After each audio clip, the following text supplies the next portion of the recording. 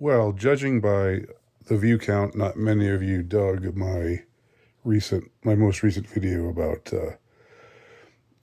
an obscure '80s pop culture movie, looking at it again from the perspective of many years later, which is fine. I'm not shaming anyone. You're interested in what you're interested in, and that's cool. I'm going to try to offer something in this video that I think maybe will be more of interest to more of you, and we'll just see what happens. But I thought, with a perspective of over a year now,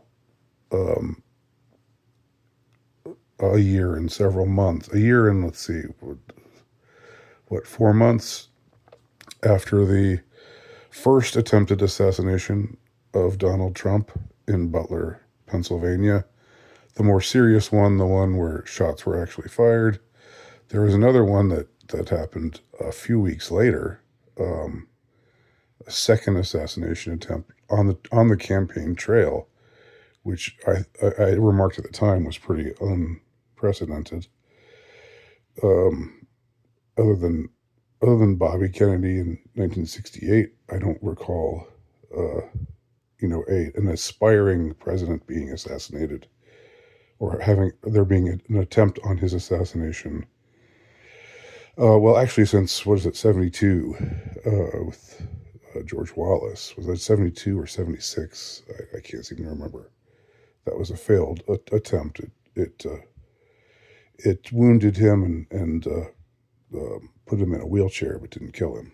But anyway, so they didn't put Trump in a wheelchair. They just grazed his ear.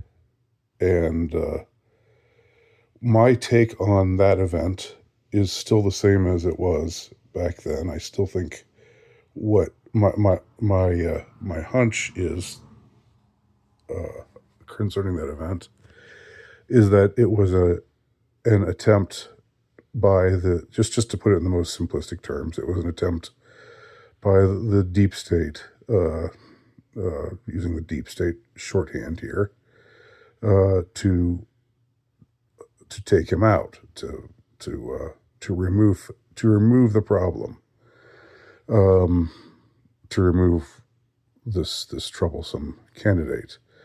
They had tried to take him out by other means, through lawfare, through ridiculous charges, dragging him into court with obviously biased, an obviously biased court system, working against him, which I guess is encompassed in the term lawfare. So I could have just said lawfare, but there were before that there were the impeachments and attempted convictions and trying to get rid of him that way. They tried to get rid of him every which way. They tried to take his name off the ballot in several states. I mean, there was a clear pattern.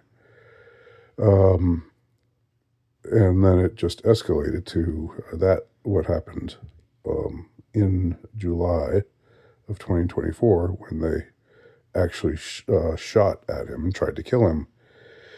And of course, earlier that week, Biden had said, we need to put him in the bullseye. There were plenty of other strange and suspicious things about the incident that lead one to believe that, again, this was an orchestrated effort. There was somebody seen on the roof with a gun. Several civilians saw this guy on the roof with a gun several minutes before the shots were fired. Yet the security team did nothing.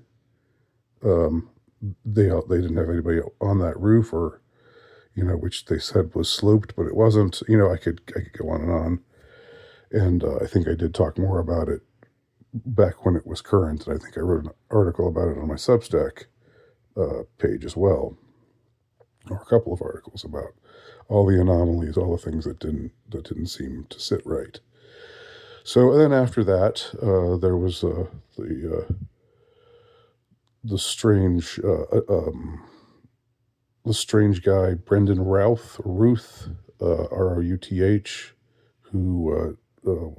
went to Trump's golf course in Florida and had a gun ready, but no shots were actually fired. They spotted him, and then he fled, but was captured. He's recently been convicted, and I understand that he stabbed himself in the neck with a pen after the conviction was read, after the guilty verdict was rendered. Pretty dramatic gesture there. So yeah, two assassination attempts.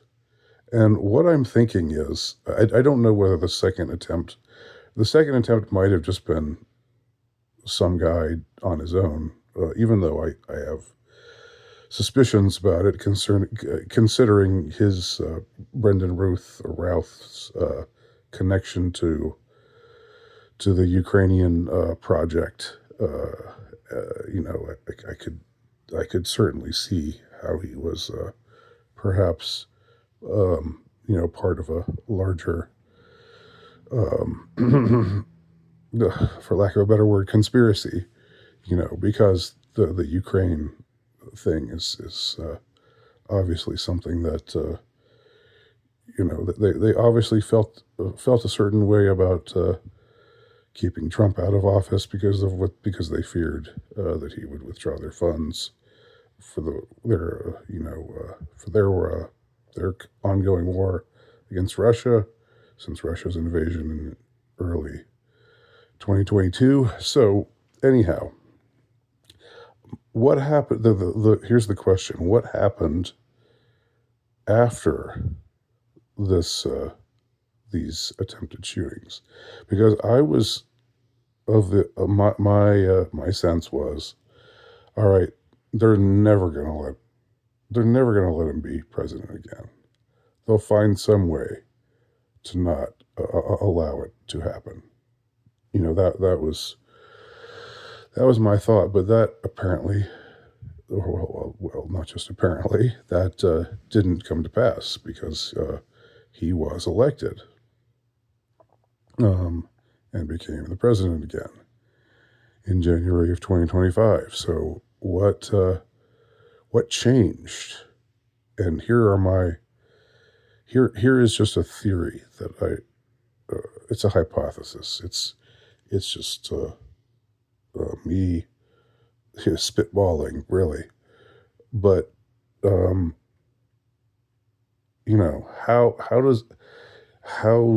regarding the again, what we're calling the deep state in shorthand here, how do they go from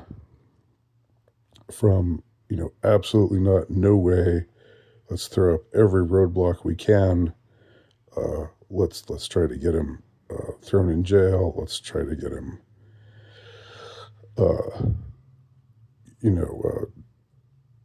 impeached and convicted, let's try to remove his name from the ballots. Then those aren't working. Okay, let's just do it the old-fashioned way. Let's take him out physically. Let's make it so that he doesn't exist anymore on this earthly plane. And then that didn't work. Here's what I wonder could have happened. If maybe after that, Trump or someone representing Trump sent out a message to the deep state, to the denizens of the deep state, to so-and-so care of the deep state, however such a thing is done, and said to them, all right, you guys, I know what you're doing. I get what you're trying to do here. I get that you don't want me to be president. What's something that maybe we could work something out? Let's make a deal, because he's a deal maker, right? He's all about the art of the deal. That was the name of his book. That was his slogan for many, many years on end. So he probably asked them, how can I get you guys off my back? How can I get you to stop trying to kill me?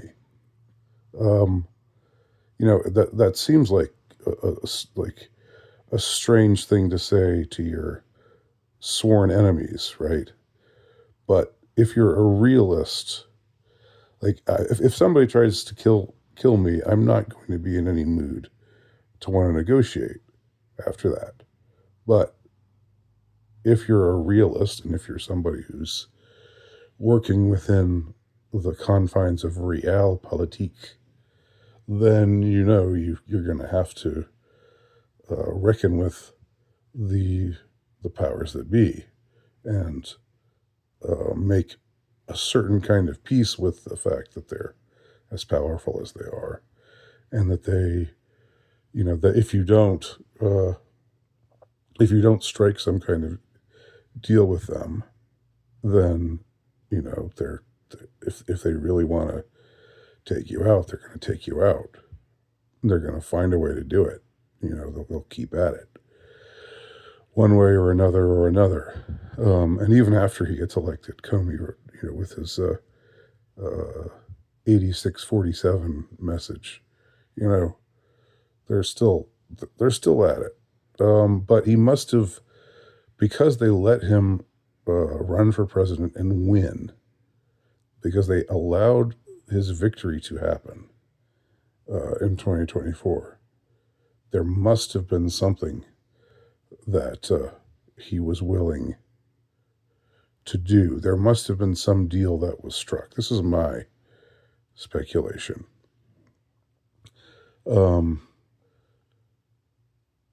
Because otherwise it just doesn't make any sense that they would allow him to win, allow him to run, allow him to win. So what was it? If I'm right, and I think I am, because looking at this whole set of events in any other way just doesn't make much sense to me. That there would just suddenly be this shift after they tried to kill him and it failed, which is what I think happened. If there are different people who speculate different things about what happened in Butler, Pennsylvania. There are some people who still say it was just a lone gunman, I guess. Although I think that's totally ridiculous, but some people are still only seeing things on that level. There's also people who say it was all a sham. The bullets weren't real. The blood wasn't real. And it was just a way to get for Trump to get people rallying behind him.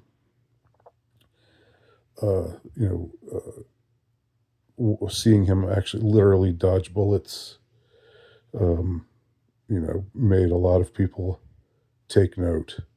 I think even Zuckerberg, that was the moment where he said that, oh, wow, that was pretty awesome, or something like that, something along those lines, some bro-ish kind of expression like that. Like, that was badass, I think he said at the time. And that was before he made his own deal with Trump, and kind of from the point of view of the Trump haters, sold out to Trump. But I don't find that as plausible as that it was a real effort made to take him out. Nevertheless, let's just stick with, just for convenience sake, my thesis. Just grant my thesis is true, that they really did take him out, and this was, or really did try to take him out, and that this was an extension. This was just what it looked like. This was an extension of their earlier efforts to take him out through other means that weren't lethal. But those efforts failed because he still was able to run for president. and he wasn't in jail, and he didn't get convicted.